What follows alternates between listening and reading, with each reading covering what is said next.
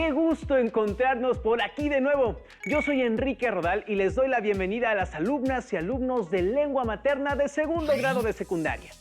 Antes de iniciar, les recuerdo que debemos seguir cuidándonos, lavando frecuentemente nuestras manos con agua y abundante jabón, usando el cubrebocas adecuadamente, de forma que proteja nariz y boca. Y aunque juntos, guardar y pedir la sana distancia. La salud es lo primero.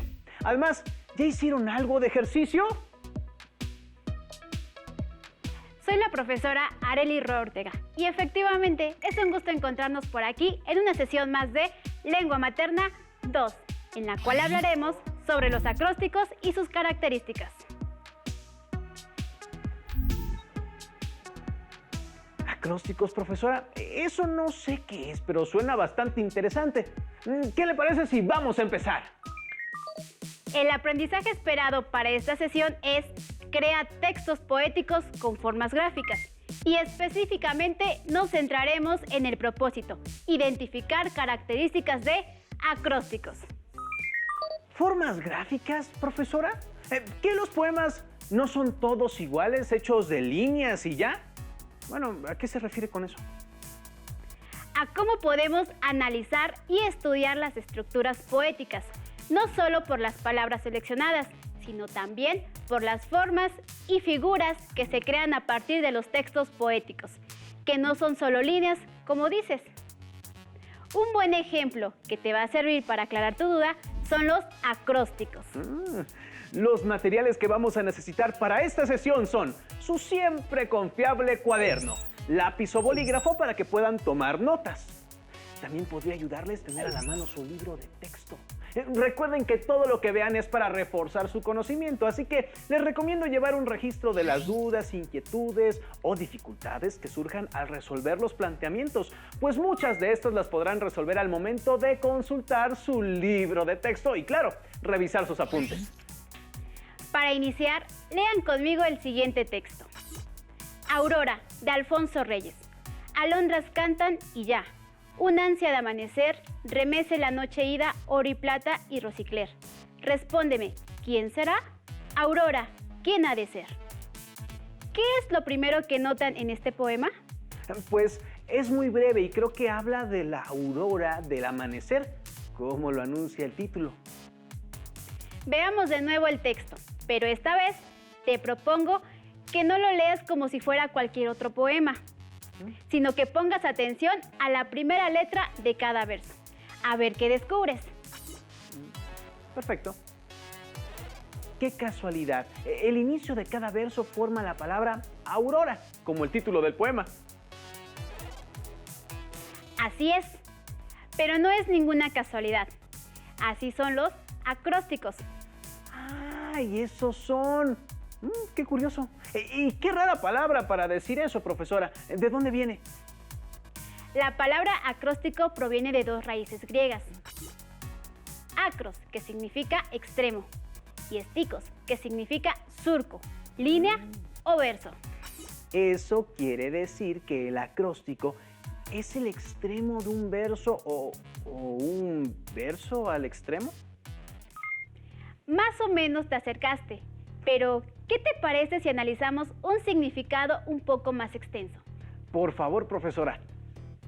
Consultemos el diccionario de la lengua española y veamos qué encontramos. El acróstico es una composición poética constituida por versos, cuyas letras iniciales, medias o finales forman un vocablo o una frase. Entonces, los acrósticos son poemas que forman frases o palabras con las letras iniciales de sus versos, como en el ejemplo de Aurora. Pero también dice ahí que puede ser en las letras medias o finales, profesora. Eso sí suena bastante complejo. No tanto. Vamos a verlo más despacio y con diagramas para que pueda quedar más claro. Hay varios tipos de acrósticos, como los dobles, en los que el efecto se repite en las letras iniciales y en las medias. Veamos. Las flechas rojas en esta ilustración nos indican dónde se encuentran los acrósticos dobles, es decir, al inicio y en medio de los versos. También existen acrósticos en los finales de los versos, o bien acrósticos cruzados, en los que se puede leer una expresión al sesgo, desde el ángulo superior izquierdo al inferior derecho y a la inversa. Al existir varios tipos de acrósticos, sabemos que, tal como observabas al leer la definición, la palabra escondida, la que se genera con las letras de otras palabras, puede ir al inicio, en medio, al final o en diagonal del texto. Los acrósticos son formas poéticas muy antiguas en el español. Veamos ahora un dato curioso sobre este tema. Los acrósticos estuvieron en boga en la Europa de la Edad Media y en la España de los siglos de oro, como un juego de ingenio. Cuando dijo muy antiguas, profesora, no me imaginé que hasta la Edad Media. Eso fue hace muchos siglos. Así es. Inclusive se han encontrado acrósticos más antiguos. Un ejemplo es el acróstico o laberinto del Rey Silo, de la iglesia de Santianes de Pravia, en España. Se encontró en una lápida fundacional de la misma época del Rey Silo. La lápida original fue destruida en 1662 por un tal Fernando de Salas y solo se conserva un fragmento, pero gracias a este se pudo reconstruir. Dicha reconstrucción se puede ver hoy en día en la iglesia. La losa original era una piedra caliza con unas dimensiones de 53 centímetros de largo por 42 centímetros de ancho y un espesor de 12 centímetros, formada por 19 columnas y 15 filas, con 285 letras grabadas en la frase Silo, Princes Fecit, que significa lo hizo el príncipe Silo. Partiendo de la S central, la combinación de las letras de columnas y filas, este ejemplo data de los años 774-783. ¿Qué trabajo les ha de haber costado primero diseñar todo el poema y luego tallarlo? Así es, desde entonces, el uso de los acrósticos está vigente, ya sea como parte de un diálogo de una obra teatral, dentro de un cuento, una novela, una carta de amor o un poema solitario. Existieron muchos usos del acróstico y seguirán, pues es una manifestación que comúnmente se emplea para halagar o expresar imágenes literarias a partir de una palabra. Por ejemplo, amor, paz, el nombre de un país, el de una persona amada y varios ejemplos más. O sea, que en obras de teatro o en cuentos puede haber acrósticos escondidos y no nos hemos dado cuenta. ¡Qué raro! A ver, cuéntenos más, profesora. Así es. Las y los autores de los acrósticos en ocasiones generan estos mensajes escondidos solo para quienes leen con más cuidado. Es decir, a pesar de conocer muy bien a un autor, podemos encontrar sorpresas. Tal vez descubramos en un futuro nuevos acrósticos si somos observadores. Por ejemplo, en la obra de teatro La Celestina de Fernando de Rojas, el autor escribió un acróstico que al leer las letras iniciales de cada verso dice: el bachiller Fernando de Rojas acabó la comedia de Calisto y Melibea y fue nacido en la Puebla de Montalbán. Una especie de mensaje secreto para quien se tome el trabajo de leer con cuidado. Interesante, profesora. Recuerden que los acrósticos son manifestaciones poéticas y que un poema está conformado por versos. Veamos algunos otros aspectos. El verso es cada línea de un poema y puede tener rima y métrica, que es la cierta cantidad de sílabas en cada línea que conforman un patrón. Se les llama versos regulares cuando tienen rima y métrica. Si no la tienen, se les denomina versos libres. Lo más común es encontrar acrósticos conformados a partir de nombres propios y cuyos versos describen los atributos o las características de una persona o lugar, o expresan los sentimientos o aspectos que evoca el lugar o la persona. Profesora, ¿podríamos ver más ejemplos así como el de la aurora o el de la piedra del Rey Silo para que nos quede más claro? Desde luego, ¿Qué les parece si lo hacemos al azar para hacerlo más interesante?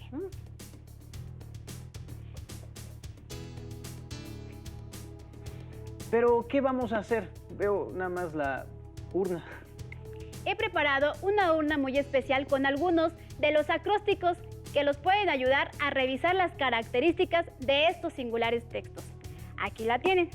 Ahora solo falta revolver los papelitos y listo. ¿Ok? Toma uno.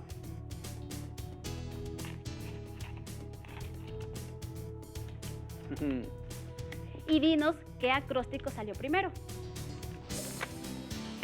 El primer ejemplo es un acróstico de Sor Juana Inés de la Cruz, quien lo escribió para su maestro Martín de Olivas. Leámoslo.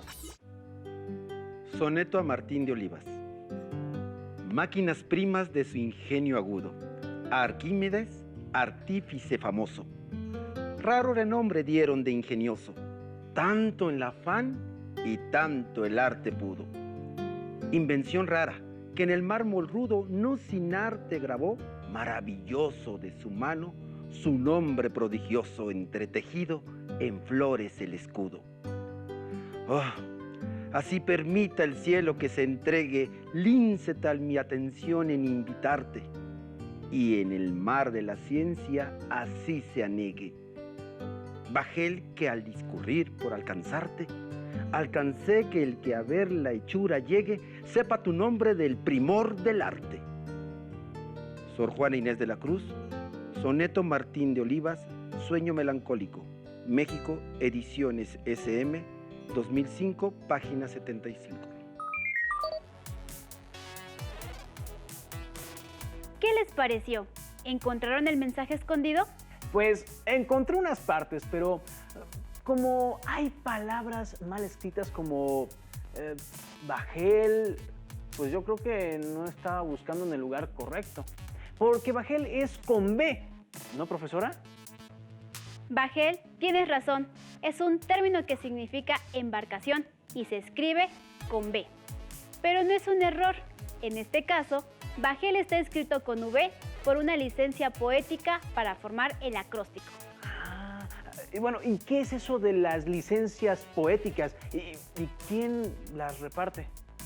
Son permisos que se toman los autores para hacer un uso distinto de las palabras y normas de la lengua dentro de sus poemas. Son recursos que se usan, por ejemplo, para ajustar la rima y métrica de los versos. También permite usar las diferentes grafías que corresponden a un mismo sonido distintivo, como cuando escribe bajel con V, cambiando su escritura convencional. Y hay otras que autorizan incluso crear términos o palabras nuevas. Ahora veamos el mismo ejemplo con una ayuda para descubrir el mensaje escondido. Como podemos ver en este ejemplo, las flechas nos indican en qué dirección debemos leer para descubrir el mensaje oculto, que es el nombre del maestro de Sor Juana Inés de la Cruz, Martín de Olivas. Ahora entendemos por qué Sor Juana cambió la escritura de la palabra I por la Y, así como la V por la B de bajel, para que coincidiera al leerse el apellido de la persona a quien fue dedicado este poema. Ahora entiendo. Entonces sí estaba leyendo en el lugar correcto. Y ni la V ni la I latina eran faltas de ortografía, sino licencias de las que usted decía, profesora. En el mundo de la poesía es muy común observar estas situaciones. Solo tenemos que recordar qué son las licencias poéticas para que los autores puedan ajustar sus versos. Saquemos el siguiente ejemplo de acróstico. Con este ejemplo les propongo que analicemos cómo interpretar acrósticos como descripción de atributos.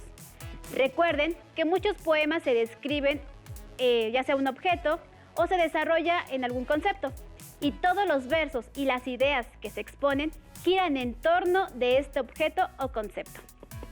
Una característica de la mayoría de los acrósticos, como habrán visto con el ejemplo de Sor Juana, es que hace una descripción o se halaga a la persona que va dirigido. No solo se forma su nombre, sino que se mencionan los atributos o características de la persona en cuestión. Ahora, a ver, ¿qué dice el siguiente papelito? Ah. Es Aurora de Alfonso Reyes. Este ejemplo ya lo conocemos. Ah, pero ya sabemos mucho más sobre el tema. Volvamos a leerlo, buscando qué características de las que hemos visto están presentes en el poema. Aurora de Alfonso Reyes. Alondras cantan y ya un ansia de amanecer remece la noche ida. Oro y plata y rosicler, respóndeme, ¿quién será? Aurora, ¿quién ha de ser? Bueno, profesora, la primera característica es la que ya habíamos visto, que se forma una palabra con las letras iniciales de los primeros versos y la podemos leer de forma vertical. Muy bien. Ahora, ¿qué crees que busca comunicar Alfonso Reyes en estos versos? Bueno, que relaciona el nombre de Aurora con su significado, que es amanecer. Pero no puede decir más porque no sé qué quiere decir remece y rosicler. Qué bueno que lo identificas. Veamos el significado de las palabras para establecer el sentido del poema.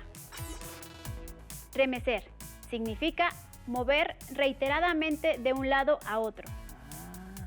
La palabra rosicler significa el rosa claro de la aurora. O sea que está describiendo ese momento en que la noche ya se va y se empieza a anunciar el amanecer. O sea, la aurora. ¿Es así? Así es. Muy bien. Ya estoy entendiendo esto del acróstico. ¿Podemos ver otro ejemplo? Claro. Veamos el siguiente ejemplo con la misma consigna. Analicen cuál es la palabra escondida y qué quiere comunicar el autor con este acróstico. Saquemos el siguiente papelito.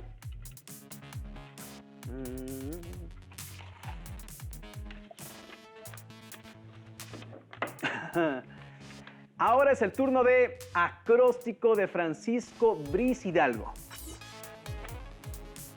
Aplícase a las composiciones poéticas rimadas o de versos sueltos y de cualquier tamaño, en las que las letras iniciales, medianas o finales de los versos componen una palabra o una frase. La palabra es acróstico, profesora, y justamente usa el poema para explicar qué es un acróstico.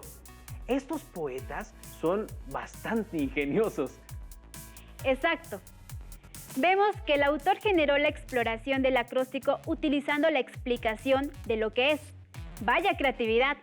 Revisémoslo de nuevo y esta vez pongamos más atención al descubrir lo que el autor nos dice sobre los acrósticos. Aplícase a las composiciones poéticas, rimadas o de versos, sueltos y de cualquier tamaño, en las que las letras iniciales, medianas o finales de los versos componen una palabra o una frase. ¿Qué características de la poesía que conocen encuentran en los poemas anteriores?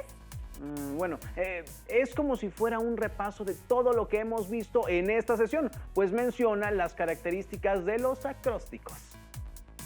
¿Cuál es el tema de cada acróstico que hemos leído hasta ahora? Bueno, los temas utilizados en los ejemplos fueron el de Sor Juana Inés de la Cruz, la relación entre el nombre Aurora con las auroras del amanecer y en el último la estructura de los acrósticos. ¡Excelente! Por lo general, los acrósticos son composiciones que definen los atributos o las cualidades del concepto del que hablan. No obstante, lo que los hace poemas y no simples descripciones es la posibilidad de emplear recursos poéticos para evocar el objeto. Por ejemplo, en Aurora, en su segundo verso dice: "Un ansia de amanecer", se refiere a la aurora, pero no usa el lenguaje literal para describirla. En este caso, emplea una metáfora, pues la aurora es ese momento justo antes de amanecer. El autor interpreta esto como una ansiedad porque amanezca. Ahora recapitulemos. ¿Qué han aprendido sobre las características de los acrósticos? Al observar los 4 ejemplos anteriores de los acrósticos, podríamos decir que las características de los acrósticos son las letras iniciales, medias o finales de cada verso forman una palabra que se lee de forma vertical. pueden tener métrica regular o ser de versos libres. La palabra formada con las letras iniciales de los versos corresponde al tema del poema. Se forman nombres de personas, cosas o situaciones con letras intermedias de cada verso. Describe atributos del objeto o la persona nombrada. ¡Felicidades! Pusiste mucha atención a esta sesión. Y a ustedes les recomiendo que cuando lean sean observadores, porque tal vez haya un acróstico por ahí, esperando a ser descubierto por unos ojos hábiles, dispuestos a revelar los mensajes secretos del autor en cuestión. Seguiré sus consejos, profesora. Para terminar, les propongo un reto, con un acróstico un poco distinto de los que hemos visto. ¿Qué les parece? Vamos a verlo. En estos versos hay escondido 4 nombres. ¿Me pueden decir cuáles? Feroz inconsuelo y sañuda dama, remedia el trabajo a nadie creedero. A quien le siguió martirio tan fiero, no seas león o reina, pues tama. Castillo, Hernando del Cancionero General, 1511. 4 nombres, profesora. Yo no veo más que medio. Ahí al principio que las letras dicen Fran. 4 nombres. Y no, Fran no es uno de ellos. Uy, 4 nombres, 4 nombres. Aoa. ¿Es un nombre, profesora? No, no lo es. Te voy a dar uno. A ver si lo encuentras. Juana. ¡Ay! Ya lo vi. Aquí dice Joana. ¿A eso se refiere, profesora? Muy bien. El último, para apoyarte, es el nombre de la esposa de Jorge Manrique. Pero no es un nombre muy común. El nombre es Guiomar.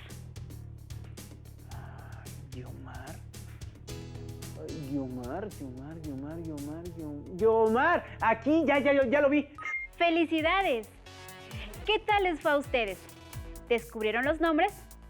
Ahora les invito a que escriban sus propios acrósticos con los nombres de sus amigos o miembros de su familia. Verán que les resulta muy interesante. Antes de terminar, les recuerdo que el aprendizaje esperado de esta sesión fue crear textos poéticos con formas gráficas y nos centramos en el propósito de identificar características de los acrósticos para que ustedes identifiquen y analicen de forma clara los mensajes ocultos dentro de estas manifestaciones poéticas. Uy, profesora, ya con esta sesión voy a leer todo buscando acrósticos y los mensajes escondidos de los autores. Ustedes en casa pueden empezar buscando los ejemplos que vienen en su libro de texto de lengua materna. ¡Excelente! Me parece muy buena idea.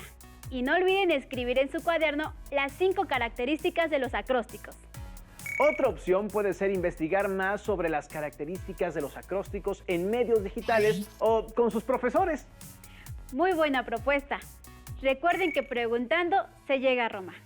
Gracias por compartir con nosotros esta sesión de Lengua Materna 2, en la que hemos revisado contenido sobre los acrósticos y sus características. Hemos aprendido algo nuevo juntos.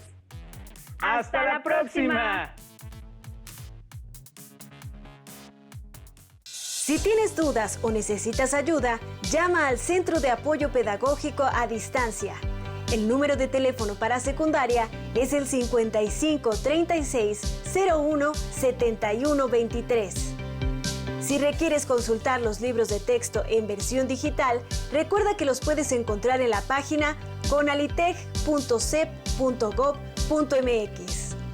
Y recuerda que también cuentas con el sitio aprendeencasa.cep.gov.mx, en donde podrás ver nuevamente los videos de los programas y además encontrarás actividades para fortalecer tus aprendizajes.